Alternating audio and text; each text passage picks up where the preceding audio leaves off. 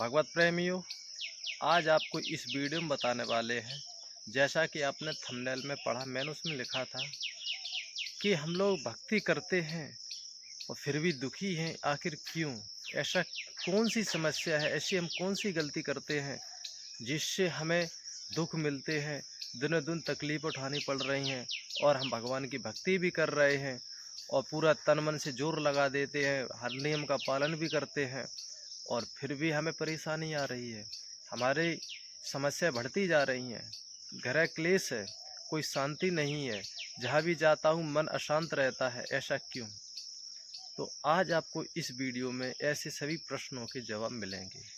तो आपसे निवेदन है कि वीडियो को पूरा देखें और लाइक कर देना, शेयर कर देना, और हमारे इस YouTube चैनल को सब्सक्राइब जरूर कर लेना, ताकि हम जब भी कोई वीडियो अपने YouTube चैनल पर अपलोड करें आप लोगों तक पहुंच जाए।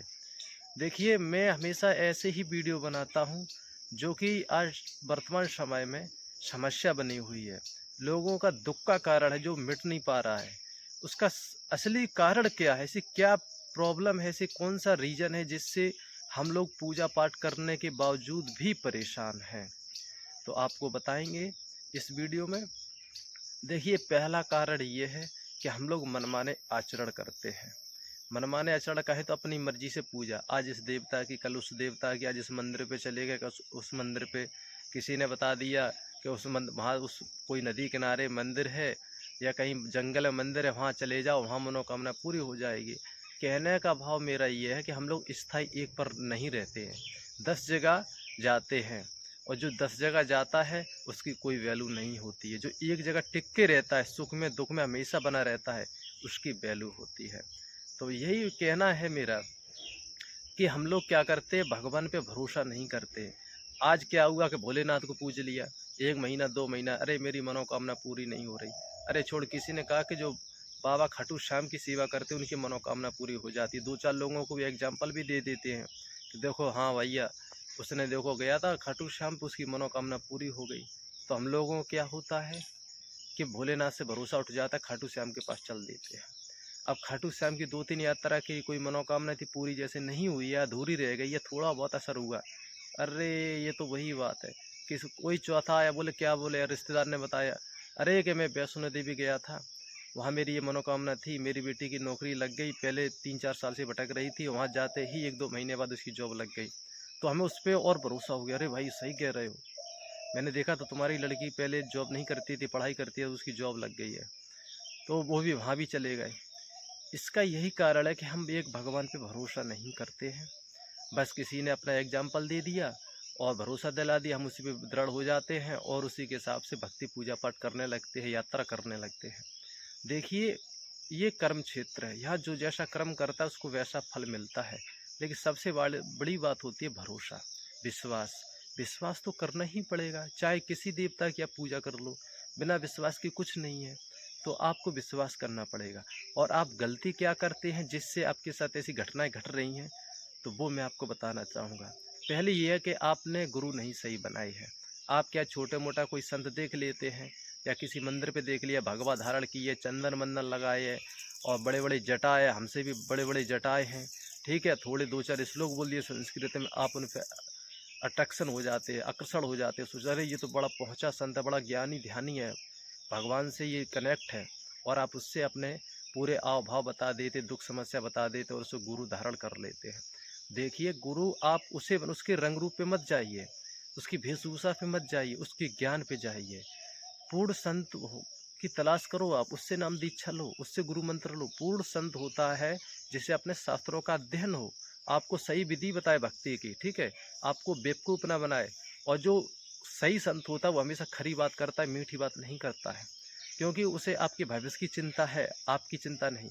क्योंकि आपका अगर भविष्य अच्छा बनाएंगे गुरु, तो आप प्रसन्न रहेंगे। ये नहीं कि आपसे मीठी मीठी बातें बोल दी, आप प्रसन्न हो गए और आपका भविष्य वो बर्बाद कर दे। नहीं, आपसे खरा बोलेंगे कि भाई ये नियम है, ये इस प्रकार आपको भक्ति करनी है, ये आपको ऐसा मतलब मांस मंद्रा नहीं खाना है, नशा पानी नहीं करना है, आपको किसी प्रकार का धूम्रपान नहीं करना है, बीड़ी तम्बाकू शराब नहीं सेवन करना है, ना ही किसी को लाकर देना है, सहयोग नहीं करना है। और बोल देते हैं कि अन्य देवी देवताओं की पूजा भक्ति नहीं करनी है, जो मैं बता रहा हूँ उसकी करनी है, उसी देवी देवता की करनी है। ठीक है, मूल छठी तेरहवीं है, ये नहीं खाना है। तो ऐसे कई गुरु हैं जो नियम बताते हैं हमें, और खुलेआम बोलते हैं भाई ये मेरे नियम है, यदि इनको आप मान सकते हो, कर सकते हो तो मेरे अनुयायी बनो, मेरी साधना जो बता रहा हूँ उसको करो। यदि आप नहीं कर सकते तो बिल्कुल मत करो, क्योंकि वो खराब कुछ कहते हैं, अरे नहीं नहीं सब ठीक है, तुम खाली नामदान ले जाओ हमसे और भक्ति करो, सब सही है, कोई बात नहीं, खाली शराब मत पीना, मांस मत खाना, अंडा मत खाना, और बाकी तुम जो कर रहे करते रहो, कोई दिक्कत नहीं, चोरी डकैती मत करना, वैसे तुम कर रहे तो करो, गुप्त कर। अब हम लोग गुरु के सामने तो बोल देते कि भगवान मैं कोई गलत काम नहीं कर रहा हूँ, लेकिन हम लोग पीठ पीछे तो करते हैं, धोखा भी करते हैं। ठीक है, और फ्रॉडगिरी तो कर ही रही है, झूठ भी बोलते हैं, धंधा में मिलावट कर रहा है, कोई बिजनेस कर रहा है व्यापार उसमें मिलावट कर रहे हैं। ठीक है, और चुपचाप धूम्रपान भी कर लेते हैं, और गुरु जब समस्या आती गुरु के पास जाते फिर भी हम लोग झूठ बोल देते हैं। गलती हम खुद करते हैं और फिर भगवान को कोसते हैं, गुरु को कोसते, अरे वो गुरु सही नहीं है, उसकी भक्ति सही नहीं है, या भगवान नहीं हो, भगवान का कुछ नहीं है। कहीं नास्तिक लोग बोलते हैं, नास्तिक कहते हैं कहीं भगवान नहीं, कहीं कुछ नहीं है। अरे गलती तुम कर रहे हो, भगवान को दोष देते हो। तो यही समस्या है कि पहले हमें खुद को सुधारना होगा, जो हमारे गुरु बताते हैं उन नियमों को मानना होगा, जो भक्ति बताते उस भक्ति को करनी होगी। विश्वास देखो, सुख दुख ये तो बना रहेगा, लेकिन आप दृढ़ विश्वास होकर आप भक्ति करिए। जैसे आप किसी डॉक्टर के पास जाते हैं, दवाई लेते हैं, पहली बार मुलाकात होती है तो आप डॉक्टर विश्वास करते हैं ना, गोलियों पर भरोसा करते हैं, आप उनको खा, उसने बोला है 10 दिन आपको दवाई खानी, तो आप 10 दिन खाते रहते हैं, अपनी मर्जी नहीं चलाते हैं, भले ही आपको आराम मिले या ना मिले, आप भरोसा करते हैं ना। तो ऐसे ही आपको गुरु पे भरोसा करना होगा, ईश्वर पे भरोसा करना होगा, आपको हाल में लाभ मिले या ना मिले। लेकिन ये नहीं है कि 4 दिन देखा 5वें दिन गुरु बदल दिए, या देवता को, अरे ये देवता कुछ नहीं करते, दूर किसी ने बोल दिया उसके पास चलो, वो देवता बहुत अच्छे, मनोकामना पूरी होती है, आप वहाँ चले गए। ऐसा नहीं करना है, एक को मानिए तभी आपकी सफल होंगे, आपकी मनोकामना पूरी होगी। अब मान लीजिए कि आप फेल किस प्रकार है, जैसे एक डॉक्टर है, आप मरीज हैं, आप डॉक्टर के पास गए कि डॉक्टर साहब मुझे बहुत तेज़ बुखार है, मैं 7-8 दिन से पीड़ित हूँ और ये इतनी समस्या बढ़ चुकी है कि मेरे हालत ख़राब है। तो डॉक्टर कहते हैं भाई ठीक है, आपकी बीमारी तो ख़त्म हो जाएगी, मैं आपको दवाई दे रहा हूँ। ठीक है, ये कुछ नियम है, परहेज़ ये आपको करने पड़ेंगे। जैसे उसने कहा कि आपको मान लीजिए बुखार है, बोला कि आपको ज़्यादा ठंडा पानी नहीं पीना है, ठीक है, नॉर्मल मौसम में रहना है, आपको बादी चीज़ नहीं खानी है। जो बीमारी है, जिस बीमारी के अनुसार परहेज़ बताते हैं, खट्टी चीज़ नहीं खानी है, आपको तीखा भोजन नहीं करना है, ठीक है, बादी चीज़ नहीं खानी है। तो ऐसे डॉक्टर लोग परहेज़ बताते हैं और आपको औषधि देते हैं, कहते हैं भैया ये दवाई ले जाओ, इतने दिन में आपको आराम मिलेगा और हमें 8-10 दिन बाद आप हमें दोबारा दिखा जाना कि आपका स्वास्थ्य कैसा है। ठीक है, उसके बाद क्या होता है कि हम घर पर आ जाते हैं, दवाई भी खा रहे हैं जो डॉक्टर ने बताई है, ठीक है, लेकिन हम नियम नहीं कर रहे हैं। उसने कहा कि खट्टा मीठा नहीं खाना है, आपको तीखा नहीं खाना है, बाजार की कोई भी चीज़ नहीं खानी है, आप घर का भोजन करें। और फिर भी हम लोग बाजार में चट्टा मिट्टा कर, उसने कहा कि आपको धूम्रपान भी नहीं करना है, ठीक है, और हम उसके बाद धूम्रपान भी कर रहे हैं। और उसके बाद जब 7-8 दिन हो जाते हैं तो कह अरे यार मैं तो आराम नहीं मिल रहा है, क्या मतलब है, ये डॉक्टर ने चूतिया बना दिया, इसने बेकार दवाई ठग लिया हमको, चलो इससे बात करते। फिर आप डॉक्टर पास जाते, डॉक्टर साहब मेरी समस्या तो घटी नहीं, मैं उतना ही बीमार हूँ। तो डॉक्टर साहब कहते रहे भाई ऐसा हो नहीं सकता है, आपने परहेज किया, अब चुप। तो घर का कोई ना कोई साथ में जाता है, बोलता है कि डॉक्टर साहब ने परहेज नहीं किया। बोले क्या आपने बताए थे परहेज? बोले मैंने उसको कहा था कि धूम्रपान नहीं करना है, बाहर की कोई चीज़ नहीं खानी है, खट्टा मीठा जो खट्टा भोजन नहीं करना है आपको, बादी भोजन नहीं करना है, ठीक है, अगर ये परहेज करेंगे तो आपकी समस्या समाप्त हो जाएगी, आप जो निरोगी बन जाएंगे। तो कहता है नहीं, इनने ये तो कोई परहेज नहीं किया, इनने नशा भी किया है, धूम्रपान किया है और बाहर की चीज़ें भी खाई हैं और इन्हें खूब बादी चीज़ खाई है, चावल हुआ है ना कि, और उड़द की दाल, ये सब बादी चीज़ें होती है ना, बैगन की खूब खाई है। आप गलती भी हम डॉक्टर को लगा रहे हैं, तो डॉक्टर कहते रहे भाई तुम गलती भी कर रहे हो और तुम ठीक की उम्मीद भी लगाए हो, कैसे ठीक हो पाओगे।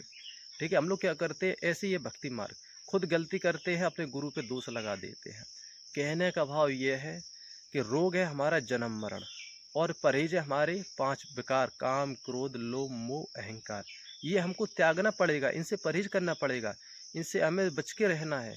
यदि हम बच के नहीं रहेंगे तो, और हम दवाई क्या है, गुरु मंत्र, जो गुरु होते हैं वो डॉक्टर है, और जो औषधि आप उसे मंत्र समझो, हमें मंत्र देते हैं।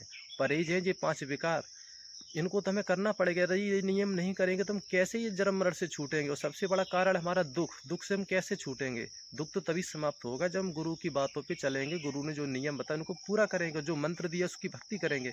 यदि हम ऐसा नहीं करेंगे तो हमारा दुख जो है वो कभी समाप्त नहीं होगा और ना ही जन्म मरण से हमें मुक्ति मिलेगी। तो भगवत प्रेमियों, ये था वीडियो। इसलिए गलती हम खुद करते हैं, भगवान पे दोष लगाते हैं। इसलिए अपने आप को सुधारिए, अपने मन को वश में करिए और गुरु मर्यादा में रहिए, तभी आपको सफलता मिलेगी। जय श्री कृष्ण।